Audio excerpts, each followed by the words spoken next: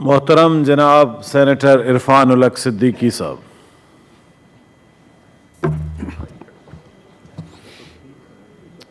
بسم اللہ الرحمن الرحیم.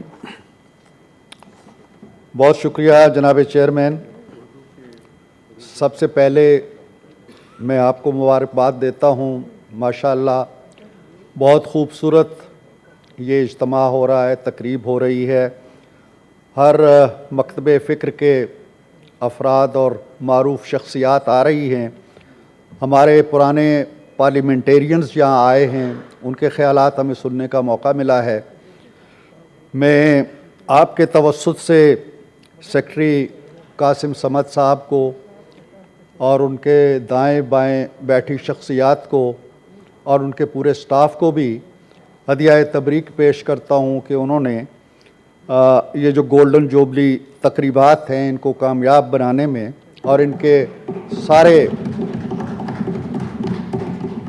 جو ساتھی ہیں اور سیکریٹریٹ کی پوری ٹیم ہے ان سب کو ہدیہ تبریک پیش کرتا ہوں.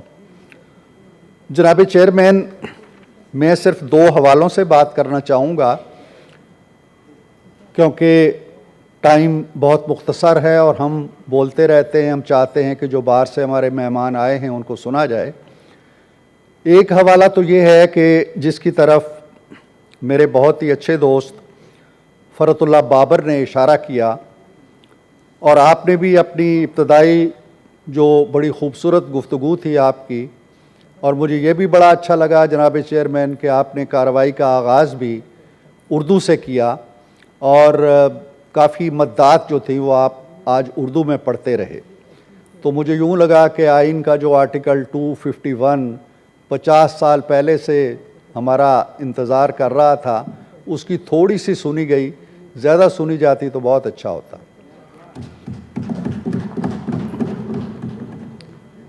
میں سر آپ نے ایک لفظ بولا کہ آئین کے معماروں کو آپ نے بجا طور پہ خراج تحسین پیش کیا اور ہم سب خراج تحسین پیش کرتے ہیں.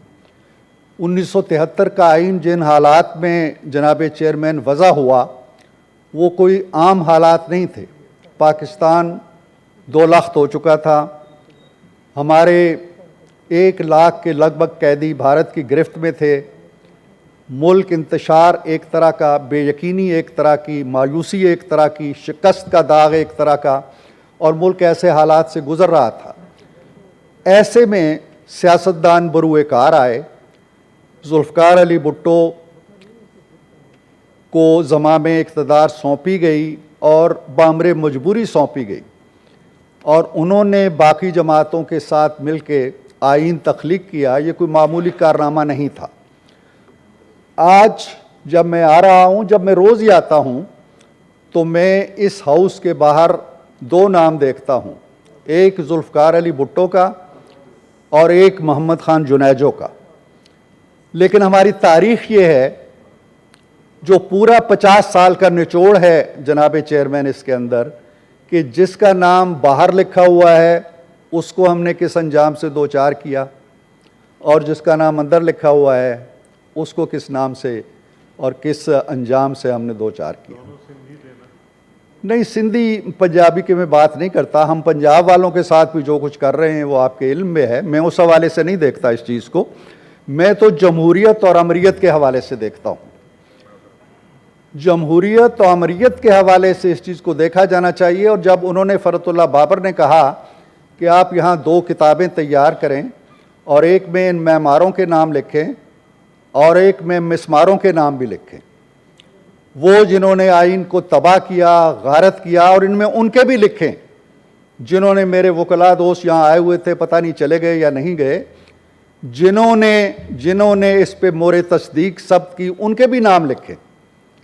میں نے پہلے بھی کہا تھا اور پھر وضاحتیں آئی تھیں کہ جب کوئی آپ کے سامنے کھڑا ہوتا ہے سویلین تو آپ کو یاد آتا ہے کہ اس نے بیٹے سے تنخواہ نہیں لی، اس نے قتل کر دیا، اس نے توہین کر دی عدالت کی.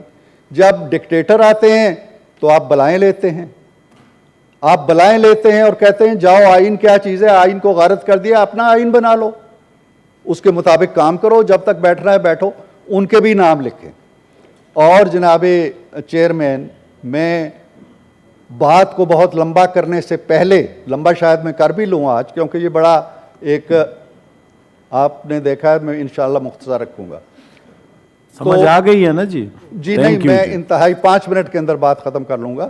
دوسرا پہلو سر یہ ہے کہ ہماری جو سینٹ ہے اور جو پارلیمنٹ ہے، یہ آہستہ آہستہ مجھے یوں لگا، مجھے 2 سال ہو گئے ہیں یہاں پہ، کہ ہم پسپا ہو رہے ہیں. ہماری حدود کے اندر مداخلت ہو رہی ہے، تجاوزات ہو رہے ہیں. جیسا سندھ کے وزیر اعلیٰ نے کہا کہ جناب ہم نے قانون بنا کے بھیجا اور وہاں سے آ گیا ہائی کورٹ سے جی کہ اس کا ٹائٹل بدلو اور پھر وہاں ان کو بلا کے کہا جاتا ہے یہ سمری سائن کرا کے لاؤ. یہ کیوں ہو رہا ہے؟ کیسے ہو رہا ہے؟ یہ ایک پولیس آفیسر ہے وہاں پہ، پارٹیزن ہے، وہ تبدیل ہوتا ہے، سپریم کورٹ بیٹھ جاتی ہے اور کہتی ہے نہیں اس کو لگاؤ، اور اسی کیس کے اندر کہتی ہے جی الیکشن نہیں ہو رہے اور الیکشن کا سوئے موٹو کیوں نہیں لیتے ہو؟ یار سوئے موٹو لینے کے اور بہت سے ایشوز ہیں اس ملک کے اندر. اس ملک کے اندر اتنے ایشوز ہیں کہ آپ کو پتہ ہی نہیں ہے کہ 7 سال سے لوگ وہاں بیٹھے ہوئے ہیں، ان کی ضمانتیں نہیں ہو رہی، اور آپ صبح ایک کیس سنتے ہیں، شام ایک سنتے ہیں، فلاں نہیں آیا، اچھا آدھے گھنٹہ بعد اور دیکھ لیتے ہیں، 20 منٹ اور دیکھ لیتے ہیں، 50 منٹ اور، پھر آپ کہتے ہیں قانون سب کے لیے برابر ہے. کوئی قانون برابر نہیں ہے. یہاں 2 3 4 قانون ہیں اور ایک ہی عدالت ایک ہی قانون کے تحت متضاد فیصلے دیتی ہے، متصادم فیصلے دیتے ہیں. ایک بار کہتے ہیں جی کہ ہم نے فیصلہ دیا وہ اے فریق کے حق میں ہے، اور پھر 5 سال بعد کہتے ہیں جی وہ میرا فیصلہ غلط تھا شاید اور میں اب اس کی تصحیح کرتا ہوں، لیکن تصحیح یہ ہوتی ہے کہ اب بھی اسی فریق کے حق میں. تو یہ ذرا اپنی اداؤں پہ غور کریں، ایسا نہیں ہونا چاہیے، تجاوزات نہیں ہونے چاہیے. اور پھر میں یہاں پہ یاد دلاؤں کہ جب یہاں سے ہم قانون پاس کر لیتے ہیں اور وہ غائب ہو جاتے ہیں اور ہم کہتے ہیں جی پارلیمنٹ بالادست ہے، کہاں کی بالادست ہے؟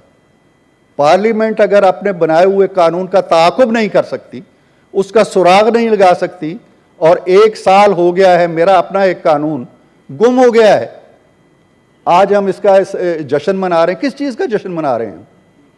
ہمیں ان چیزوں کا احساس کرنا ہوگا. اپنا جو اقتدار ہے، جو اختیار اعلیٰ ہے، جو ایوان بالا کا وقار ہے، اس کو بحال کرنا ہوگا. ہماری استحقاق کمیٹیاں کیا ہیں؟ ہم بیٹھتے ہیں یہ جی پریویلیج کمیٹی ہے، ہم کسی کو سزا نہیں دے سکتے، کسی کو پوچھ نہیں سکتے، کوئی آتا ہی نہیں ہے اس میں.